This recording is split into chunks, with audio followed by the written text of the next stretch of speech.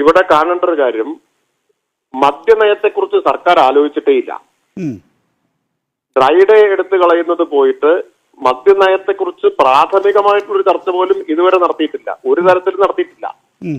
അങ്ങനെ ചർച്ച നടക്കാതിരിക്കെ ഗവൺമെന്റ് ആലോചിക്കുകയോ ചെയ്യാത്തൊരു കാര്യത്തെക്കുറിച്ച് കഴിഞ്ഞ ഒരു മാസമായിട്ട് വാർത്തകൾ വരികയാണ്.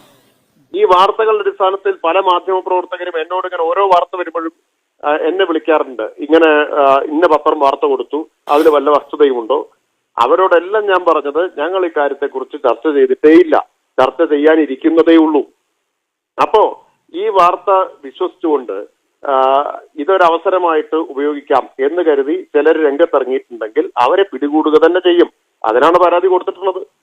പത്രങ്ങളിൽ വരുന്ന വാർത്ത വിശ്വസിച്ച് അങ്ങനെയാണ് നയം വരാൻ പോകുന്നത് എന്ന് കരുതി എന്നാൽ പിന്നെ അതിന്റെ പേരിൽ ഒരു പിരിവ് നടത്തിക്കളയാം എന്ന് തീരുമാനിച്ചിറങ്ങിയവരെ പിടികൂടും. അത് ആ വാർത്തകൾ വിശ്വസിച്ച് കാശ് വാങ്ങാൻ നടക്കുന്നവരും കാശ് കൊടുക്കുന്നവരും ഒക്കെ കൊടുക്കും. അതേ ഞങ്ങൾക്ക് പറയാനുള്ളൂ. ഇവിടെ കേസ് നടത്തിപ്പിന്റെ പേരിൽ വരെ പൈസ പിരിച്ചവരാണ് ഇക്കൂട്ടരെന്നാണ് പറഞ്ഞു കേട്ടിട്ടുള്ളത്. അപ്പോ അതുകൊണ്ട് അതൊന്നും ഈ ഗവൺമെന്റ് അനുവദിക്കുന്ന പ്രശ്നമേ ഇല്ല. വേറൊരു കാര്യം പറയാനുള്ളത്, ഈ ഗവൺമെന്റ് അങ്ങേയറ്റം സുതാര്യമായിട്ടാണ് ഈ കാര്യങ്ങളെല്ലാം നടത്തിയിട്ടുള്ളത്. ആരാണ് ലൈസൻസ് കൊടുക്കുന്നത് ഓൺലൈനാക്കി മാറ്റിയത്? ഏത് ഗവൺമെന്റാ? UDFന്റെ കാലത്ത് എങ്ങനെ കൊടുത്തിരുന്നത്?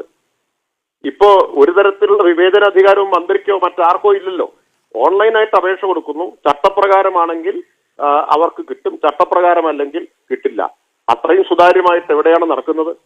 അതിനുള്ള മറുപടി പ്രതിപക്ഷ നേതാവ് പറയട്ടെ. മിണ്ടുന്നില്ലല്ലോ അതിനെക്കുറിച്ചൊന്നും. എന്റെ UDF അത് ഓൺലൈൻ ആക്കാതിരുന്നത് അപ്പോഴേ പണം വാങ്ങാൻ പറ്റുമെന്നത് കൊണ്ടാണ്.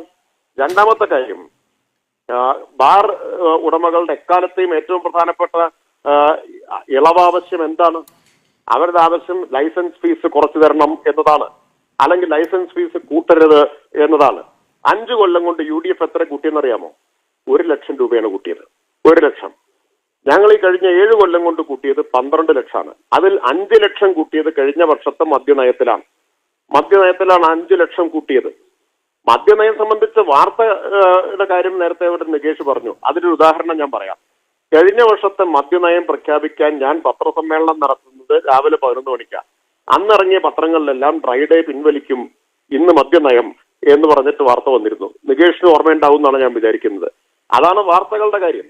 ആ വാർത്ത വിശ്വസിച്ചിട്ട് കാശ് വാങ്ങാനും കൊടുക്കാനും നടക്കുന്ന ആൾക്കാർ കുടുങ്ങുമെന്നല്ലാതെ വേറൊന്നും അതിന് പറയാനില്ല. 11 മണിക്ക് പത്രസമ്മേളനം നടത്തുമ്പോൾ രാവിലെ ഇറങ്ങിയ പത്രങ്ങളിലെല്ലാമുള്ള വാർത്ത ഡ്രൈ ഡേ പിൻവലിക്കുന്നു എന്നതായിരുന്നു. അപ്പൊ ഞാൻ നേരത്തെ പറഞ്ഞു വന്ന കാര്യം, ഓൺലൈനാക്കി ലൈസൻസ് ഫീസ് കഴിഞ്ഞ വർഷം 5 ലക്ഷമായിട്ട് വർദ്ധിപ്പിച്ചു.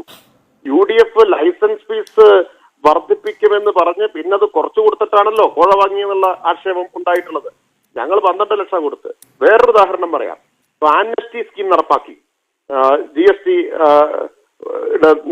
GST നികുതിയുടെ കാര്യത്തിൽ ആംനസ്റ്റി സ്കീം നടപ്പാക്കി. ആ ആംനസ്റ്റി സ്കീമിൽ നിന്ന് ഒഴിവാക്കിയ ഏക വിഭാഗം ബാർ ഉടമകളാണ്.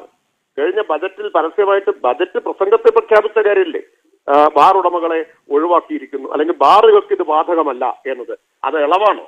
പ്രതിപക്ഷ നേതാവ് ഒന്ന് വാതുറന്ന് പറയട്ടെ, ഇതൊക്കെയാണോ ഇളവ് എന്നത്? മൂന്നാമത്തെ കാര്യം, UDFന്റെ കാലത്ത് ബാർ ഉടമകളുടെ ലൈസൻസുകളുടെ ക്രമക്കേടുകൾക്ക് ലൈസൻസ് റദ്ദാക്കാനുള്ള വ്യവസ്ഥ ഉണ്ടായിരുന്നില്ല. ഞങ്ങളെ കൊണ്ടുവന്നത് ലൈസൻസ് റദ്ദാക്കാനുള്ള വ്യവസ്ഥ. ഇളവാണോ? ബാർ ഉടമകൾക്ക് കൊടുത്തിട്ടുള്ള ഇളവാണോ? ഇനി വേറൊരു കാര്യം, പിഴ UDFന്റെ കാലത്ത് നാമമാത്രമായിരുന്നു. അത് 30,000 1 ലക്ഷമായിട്ടും വർദ്ധിപ്പിച്ചത് ആരാണ്? LDF സർക്കാരിന്റെ കാലത്താണ് പിഴ വർദ്ധിപ്പിച്ചിട്ടുള്ളത്. അപ്പോ LDF അല്ല UDF എന്നവർ മനസ്സിലാക്കിയാൽ മതി. ഇതാണ് ഞങ്ങൾ എടുത്തിട്ടുള്ള നിലപാട്.